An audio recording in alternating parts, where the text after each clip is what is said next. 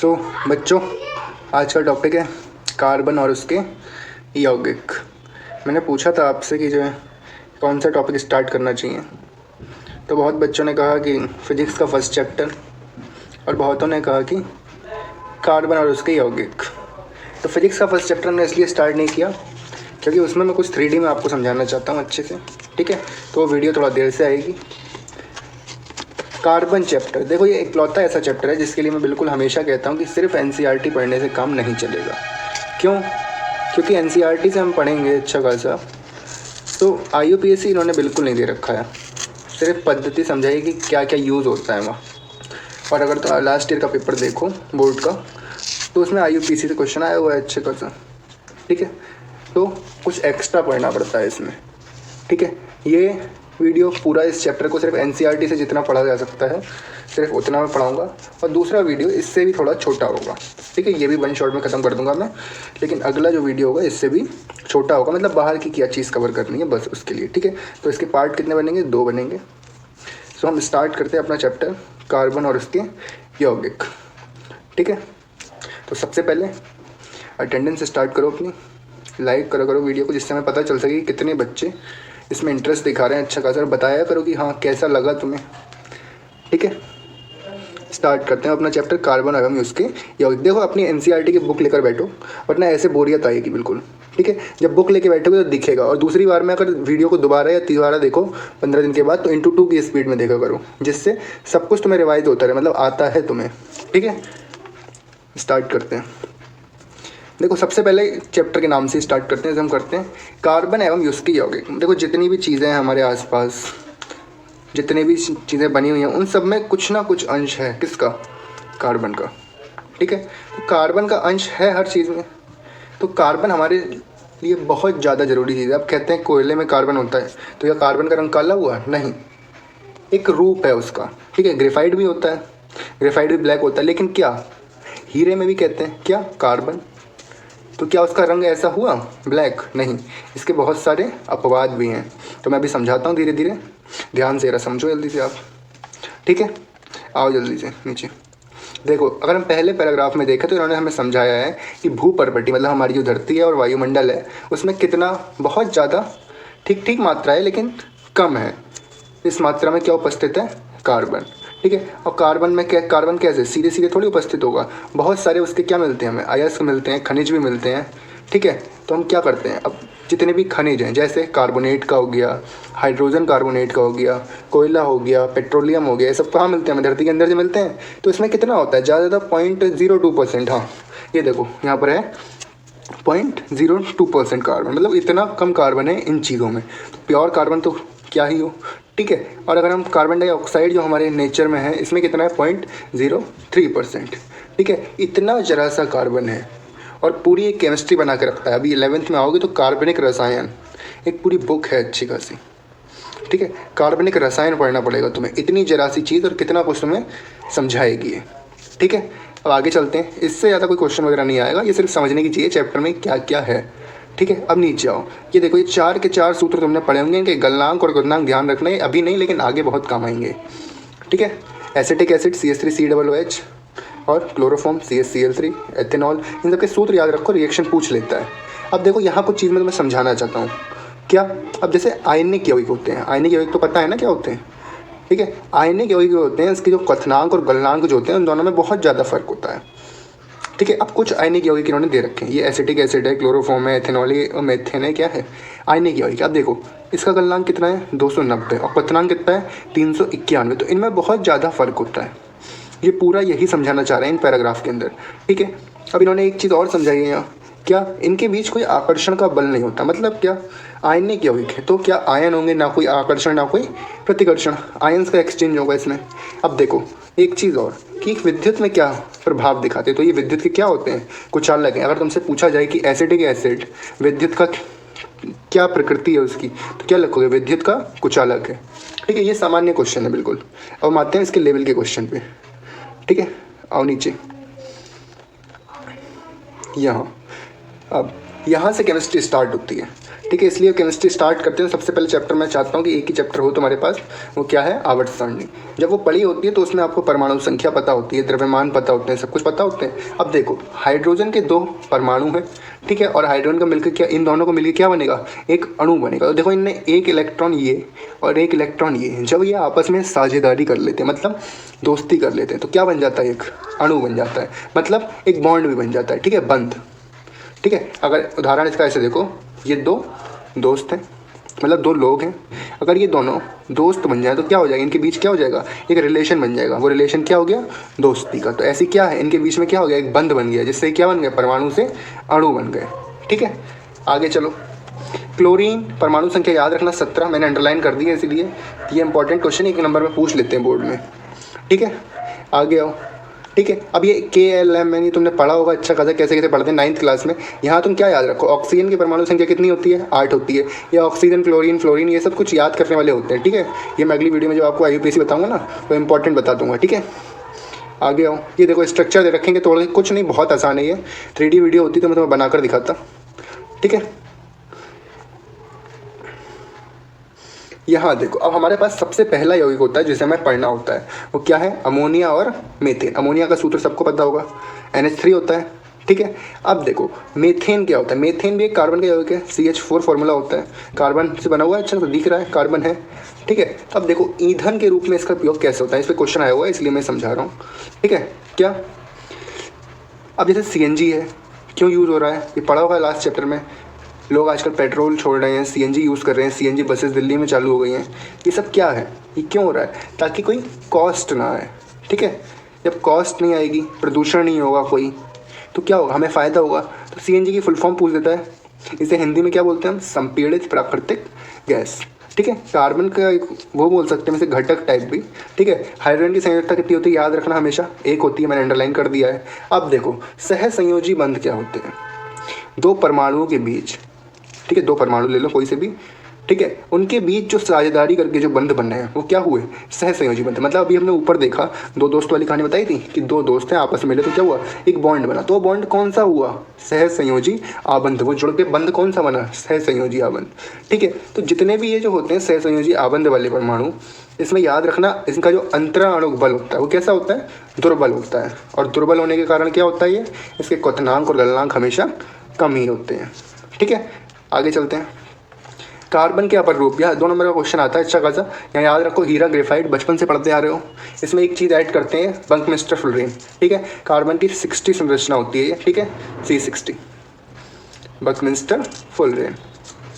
आगे चलो, देखो ग्रेफाइट तुम सबने देखा होगा, पेंसिल में होता है, चिकना भी होता है, फिसलनशील सा होता है थोड़ा सा।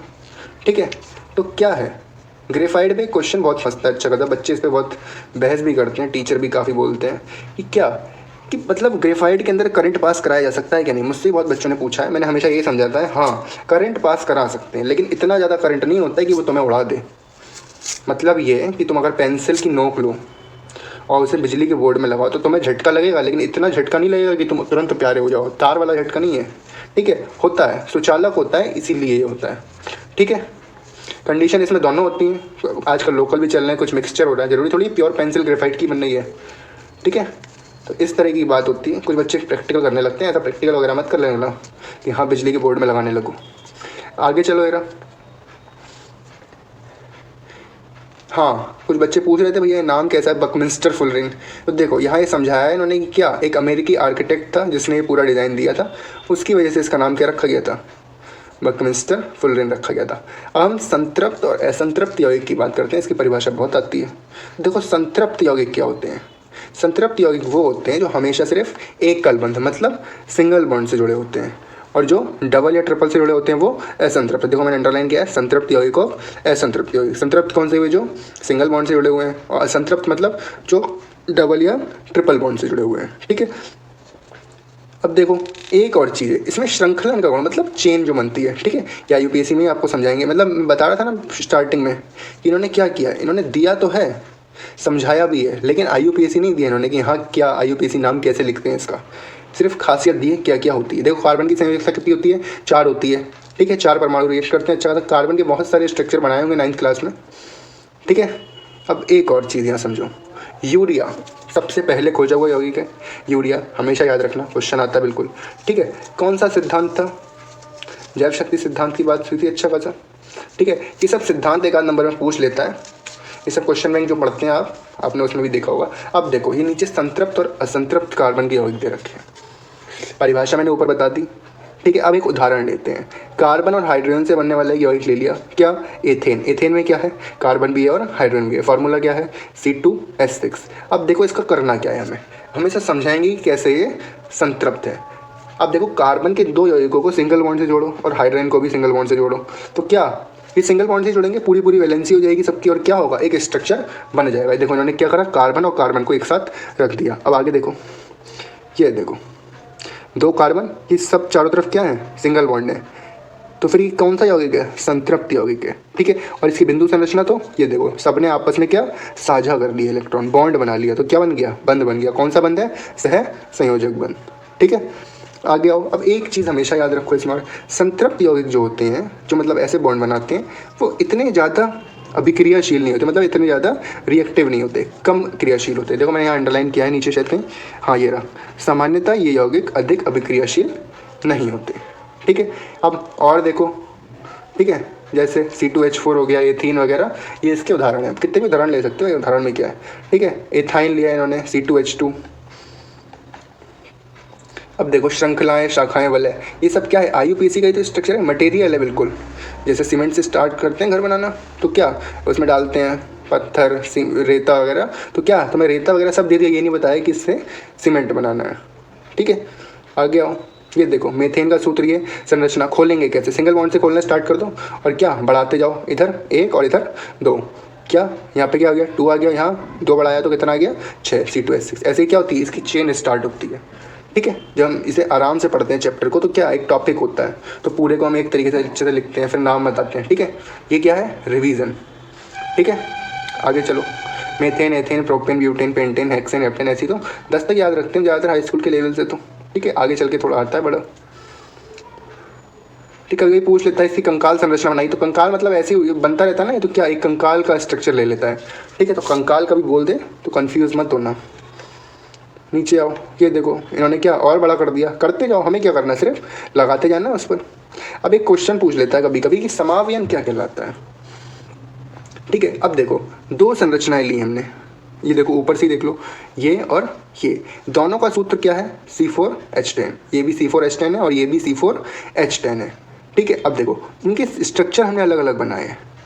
ठीक है, मतलब इनके समान आणविक सूत्र हैं, मतलब इनका जो फॉर्मूला है वो सेम है दोनों का, लेकिन क्या है, संरचना क्या है? अलग अलग है। तो इनका जो गुण है, मतलब एक ही सूत्र हो और अलग अलग संरचनाएं हो, इसे क्या कहते हैं हम? समावयन कहते हैं। ये समावयन का गुण होता है। अब तुमसे एक क्वेश्चन और पूछ लेता है कि साइक्लोहेक्सेन क्या होता है? साइक्लो मतलब साइकिल की तरह। ठीक है, मतलब क्लोज रिंग स्ट्रक्चर, मतलब बेंजीन पे आ जाओ। साइक्लोहेक्सेन मतलब C6H12। C6H6 क्या होता है? बेंजीन, और C6H12 साइक्लोहेक्सेन। ठीक है, IUPAC नाम भी इसका साइक्लोहेक्सेन ही होता है। ठीक है, इसका जो स्ट्रक्चर बनता है उसका। नीचे आओ, बेंजीन की संरचना मैंने बहुत ज़्यादा बार बनाकर समझाई है। क्या होता है इसमें भी? बॉन्ड जोड़ते रहते हैं हम, हर किसी पे हाइड्रोजन और कार्बन, और एक छोड़ के डबल बॉन्ड, मतलब पहले सिंगल फिर डबल फिर सिंगल फिर डबल। ठीक है, ऐसे करके लगाते हैं। एक कैकुले नाम के साइंटिस्ट थे जिन्होंने इसकी संरचना दी थी, वो 11th में पढ़ोगे आप। ठीक है, अब 3 जगह बढ़ जाती है केमिस्ट्री कार्बन, अगर हम इसकी कार्बनिक यौगिक की बात करें तो इसमें क्या होती है? 3 जगह बढ़ जाती है, मतलब एल्केन, कीन और काइन। मतलब अब देखो केन में कौन कौन सी यौगिक आते हैं? इसमें संतृप्त हाइड्रोकार्बन जितने होते हैं सब आ जाते हैं किसमें? एल्केन में। ठीक है, अब 1 या 2 ऐसे बॉन्ड वाले किसमें आ जाते हैं? कीन में। और ट्रिपल बॉन्ड वाले किसमें आ जाते हैं? काइन में। ठीक है, इनके क्या होते हैं? सामान्य सूत्र होते हैं, सब पढ़े होंगे आपने, CnH2n, CnH2n+2 -2। ठीक है, अब देखो विषम परमाणु, ये सिर्फ क्या है? इन्होंने भूसा दिया है हमें। देखो अब हम IUPAC में जो नाम स्टार्ट करते हैं उसमें क्या होते हैं? पहले क्या लगा होता है, कोई ग्रुप बाद में जुड़ा होता है। अब देखो क्लोरीन या ब्रोमीन, अगर पहले लगा हुआ है या बाद में लगा हुआ है तो कैसे बोलोगे? मतलब ये क्या है? हेलो कंपाउंड है, हेलो एल्कीन, क्लोरो या ब्रोमो। अब क्लोरीन या ब्रोमीन लगा होगा तो क्या बोलोगे? क्लोरो। और ब्रोमो लगा होगा तो मतलब Br लगा होगा तो ब्रोमो। जैसे क्लोरो बेंजीन होता है, ब्रोमो बेंजीन होता है। ठीक है, वैसे ही हेलो एल्केन्स, हेलो एरीन्स, ये सब क्या होंगे? अभी पढ़ोगे आप। ठीक है, अब देखो इन्होंने क्या दिया, एक विषम परमाणु, इसमें एल्कोहल, एल्डिहाइड, कीटोन और कार्बोक्सिलिक एसिड। इसके ये सब आप स्ट्रक्चर याद रखो। जब ये याद रहेंगे तो पहचान सकोगे क्या है ये कीटोन है, ये एल्डिहाइड है, ये अल्कोहल है। ठीक है, इससे क्या होगा, आसानी होगी IUPAC पढ़ने में। ठीक है, मैंने इंपॉर्टेंट स्टार बना दिया, इसलिए इसे ध्यान रखना, बिल्कुल रिवीजन करते समय ऐसे तुरंत निकलना है यहाँ से। ठीक है, जैसे हमें सब रटा हुआ है उसी तरीके से। अब देखो एक ऐसी श्रृंखला, समझाती श्रेणी की बात कर रहे हैं, नया टॉपिक आया है। अब क्या करते हैं, ये एक ऐसी श्रृंखला होती है जिसमें कार्बन श्रृंखला में स्थित हाइड्रोजन को एक ही साथ एक समूह क्या कर रहा है, प्रतिस्थापित कर रहा है, मतलब बढ़ा रहा है। अभी ऊपर जो बताया था, तो कौन सी श्रेणी हो गई है, समझाती श्रेणी। ठीक है, नीचे आओ, ये देखो CH4 C2H6 से क्या हो रहा है, CH2 का अंतर आ रहा है इनके बीच में। बताया ना मैंने, एक इधर का लगाते जाओ और दो इधर ऐड करते जाओ, तो कौन सी सीरीज बन जाती है, ये समझाती श्रेणी। ठीक है, आगे आओ, पहला सदस्य क्या होता है श्रेणी का, एथीन।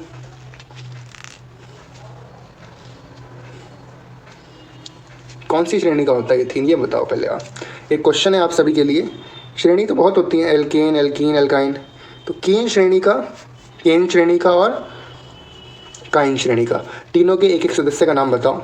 अगर कुछ नहीं समझ में आ रहा है टॉपिक बीच में तो मेरे को बेझिझक बिल्कुल बता देना कमेंट में, मैं उस टॉपिक को अलग से ही बता सकता हूँ आपको।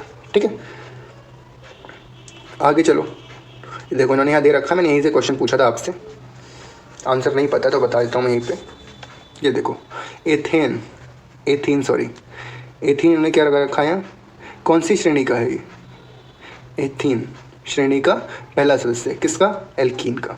ठीक है, मैं बहुत सारे बच्चों के कमेंट देख रहा था पिछली बार, तो बहुत बच्चे ये भी कह रहे थे कि क्या भैया कुछ प्लस ऐड करो, तो मैंने बताया उन्हें, अच्छा खासा सब मैसेज करते हैं, अच्छा खासा यूट्यूब पर कमेंट करे करो आप, जिससे क्या होता है, पब्लिक प्लस होता है।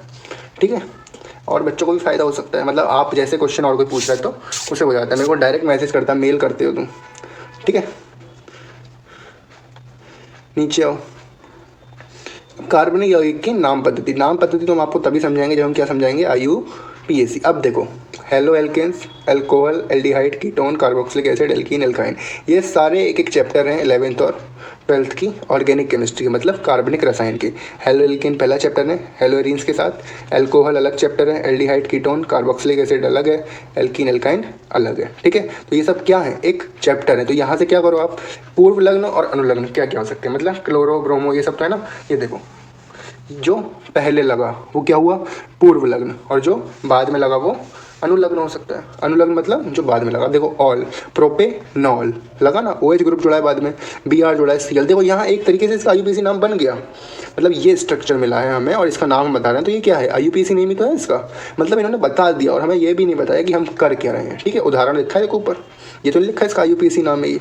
ठीक है, इसमें अनुलग्न क्या है, एल्डिहाइड, कीटोन में ओन लगेगा, कार्बोक्सिलिक एसिड में ओइक एसिड लगेगा, इन में इन ही लगेगा और आयन में आयन, ये तो वही होता है। ठीक है, तो ये सब क्या है, बेसिक है। ठीक है, आगे आओ। हाँ, अब आते हैं अपने कार्बनिक यौगिकों पे, इनका क्या हो रहा है। दहन अभिक्रिया बहुत बार आई है। ठीक है, कोई सी भी अभिक्रिया लिख सकते हैं, 3 अभिक्रिया देखें, कार्बन की ऑक्सीजन से रिएक्शन कराइए तो CO2 बना है और ऊष्मा और प्रकाश। कार्बन को जलाते हैं, अच्छा तो यही तो, कार्बन डाइऑक्साइड गैस निकलती है और ऊष्मा तो मिलती है, गरम गरम कोयला जलाते हो, वही समझो। CH4 की रिएक्शन कराई तो क्या हुआ, CO2 बना, CO2 ही बना।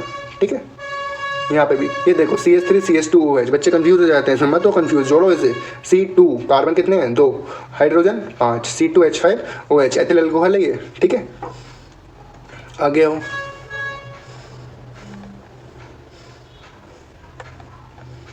ये एक बार पढ़ लेना आप। ठीक है, जलते हुए पदार्थ ज्वाला उत्पन्न क्यों नहीं करते, कहानी टाइप है, 1 नंबर में क्वेश्चन कभी कभी पूछ लेता है, तो इंपॉर्टेंट नहीं है। ठीक है, आ गया, ये देखो समीकरण CH3 CH2OH, वही पहले जो पढ़ा वही है, इन्होंने क्या बॉन्ड और जोड़ दिया, क्या C2H5OH, एथिल अल्कोहल है। अब इसे क्या क्या हो रहा है हमने, क्षारीय KMnO4 के साथ इसे ऊष्मा दी तो क्या बन गया हमारे पास, CH3COOH बन गया, या फिर हमने क्या करा, इसे K2Cr2O7 के साथ ऊष्मा दी तो भी ये बन गया, मतलब दोनों तरीके से हमारे पास बन गया। मतलब हमने क्या किया, इसे एक तरीके से कुछ दिया तो हमें कुछ मिला। ठीक है, ये सब क्या होते हैं, उत्प्रेरक। और एनर्जी हमने किस लिए दी, ताकि बॉन्ड टूटने में आसानी हो, मतलब गर्मी कराए इसे थोड़ा थोड़ा। अब देखो संकलन अभिक्रिया बहुत इंपॉर्टेंट अभिक्रिया और 12th की बहुत इंपॉर्टेंट ऑर्गेनिक की रिएक्शन है ये। ठीक है, तो इस अभिक्रिया का एक स्ट्रक्चर दे रखा है, इसे थोड़ा समझ लेना बस। यहाँ तुमसे क्या पूछेगा, समीकरण तो बहुत कम ही पूछता है, यहाँ तुमसे ये पूछेगा कि कौन कौन सा उत्प्रेरक या कौन सी गैस यूज़ की जाती है। ध्यान रखना, निकेल उत्प्रेरक और हाइड्रोजन गैस यूज़ होती है। ठीक है, अब देखो प्रतिस्थापन अभिक्रिया क्या हो रहा है, कुछ ना कुछ विस्थापित हो रहा है। ये देखो CH4 की रिएक्शन किससे हुई, क्लोरीन गैस कराई सूर्य के प्रकाश की उपस्थिति में, तो CH3Cl प्लस HCl बना हमारे पास। इस क्वेश्चन को दो तरीके से पूछ सकते हैं, तो पूछ लेगा प्रतिस्थापन अभिक्रिया देखिए, ठीक है, या पूछ लेगा कि मीथेन को सूर्य के प्रकाश की उपस्थिति में गर्म करने पर क्या होता है, या CH4 मीथेन की क्लोरीन से अभिक्रिया कराई जाती है, ठीक है। तो इस तरीके से बहुत सारे मैंने बताया था, इंपॉर्टेंट रिएक्शन सबको अंडरलाइन करा रखी है मैंने, ठीक है, हर चैप्टर में मैंने कराई है आपको अंडरलाइन। आगे आओ जरा। अब देखो एथेनॉल के गुणधर्म। अब एथेनॉल यार बहुत देर से नाम आ रहा है ना, एथेनॉल यही है एथिल अल्कोहल, ठीक है। कंफ्यूज मत हुआ करो बिल्कुल भी, बुक पढ़ते हुए बच्चे भूल जाते हैं हम क्या पढ़ रहे हैं, ठीक है, उस प्रेजेंट में रहा करो। इसलिए मैं कहता हूँ कि अगर तुम्हें लग रहा है 20-25 मिनट की वीडियो में भी तुम बोर हो रहे हो, तो क्या करो, 2 फेज काट ले करो, ठीक है, आधा फेज और बाद का आधा फेज। स्टार्टिंग का आधा फेज देखो एक टाइम में, और बाद का आधा फेज देखो दूसरे टाइम। वैसे मेरी वीडियो छोटी होती है, बोरिंग वाला तो कोई बात ही नहीं है इसमें, ठीक है। आगे आओ। अब देखो एथेनॉल को अल्कोहल कहा जाता है, सबको पता है अल्कोहल कैसे बना होता है। अल्कोहल देखो, अब बहुत सारे बच्चे क्या होते हैं एथिल अल्कोहल, है ना, उनके दिमाग में चलने लगता है क्या है ये, अरे यार वही दारू वगैरह सब जो पीते हैं, बियर। नहीं, एक पार्ट होता है उसका, क्या, एथिल अल्कोहल, ना कि वो एथिल अल्कोहल है, वो अल्कोहल है, ठीक है, बहुत तरीकों से प्राप्त होता है अल्कोहल हमें, ये क्या है, उसका एक पार्ट है। आगे चलो, ये देखो एथेनॉल की रिएक्शंस हैं यहाँ हमारे पास। अब एथेनॉल के रिएक्शंस में क्या करा इन्होंने, ये देखो उन्होंने वही लिखा है CH3CH2OH। अब भी कंफ्यूज करने के लिए सब बच्चों C2H5OH याद होता है, किसकी, सोडियम के साथ रिएक्शन कराइए तो क्या होगा, एथोक्साइड बन जाएगा और हाइड्रोजन गैस। पिछले चैप्टर में पढ़ी है हमने, जिसने चैप्टर नहीं पढ़े हैं वो पिछली वीडियो देखो जरा, उसमें बहुत सारी रिएक्शंस हैं जो यहाँ पर रिपीट हो रही हैं दोबारा, ठीक है। इसमें देखो गर्म करते हैं इसे और H2SO4 की प्रेजेंस में। यहाँ हमेशा याद रखना इस अभिक्रिया में पानी निकलता है, तो एक तो ये निर्जलीकरण अभिक्रिया है, और दूसरी चीज़ जो सल्फ्यूरिक अम्ल यहाँ रिएक्शन कर रहा है ये क्या है, निर्जलीकारक भी है, ठीक है। और यही सिर्फ पानी को अलग कर सकता है, अगर H2SO4 इसमें ना डालो तो ये पानी बिल्कुल अलग नहीं होगा, ठीक है। इस रिएक्शन की ये खासियत है। आगे आओ। अब क्या इसके गुण पढ़ते हैं। देखो 3 से 4% इसका विलयन है हमारे पास, तो हम इसे सिरका कह देते हैं, ठीक है। गलनांक कितना होता है, 290 केल्विन होता है, और बाकी इसके बहुत सारे गुण तो पता ही होंगे आपको, ठीक है। एस्टर बनाने में भी यूज़ होता है। अब देखो इसकी रिएक्शन, एस्टरीकरण अभिक्रिया, कैसे कैसे एस्टर बन रहा है, ये रिएक्शन बिल्कुल चार्ट लो, मैंने वेरी इंपॉर्टेंट भी लिखा है। एस्टर की गंध कैसी होती है, थोड़ी थोड़ी मीठी सी होती है, ठीक है। ये रिएक्शन बिल्कुल रिवर्सिबल होती है, और कैसे कैसे एस्टर बना, देखो उन्होंने क्या बॉन्ड लगा दिया, बॉन्ड से कंफ्यूज मत हुआ करो, क्या है ये, एथेनोइक अम्ल है, एथेनोइक मतलब एसिटिक अम्ल यार, CH3COOH, ठीक है। अब इसमें क्या किया इन्होंने, इसकी रिएक्शन कराई C2H5OH से, एथिल अल्कोहल से अपने, तो क्या हुआ, CH3CO, इन्होंने क्या बॉन्ड खोल दिए, इसलिए टफ लगता है थोड़ा सा।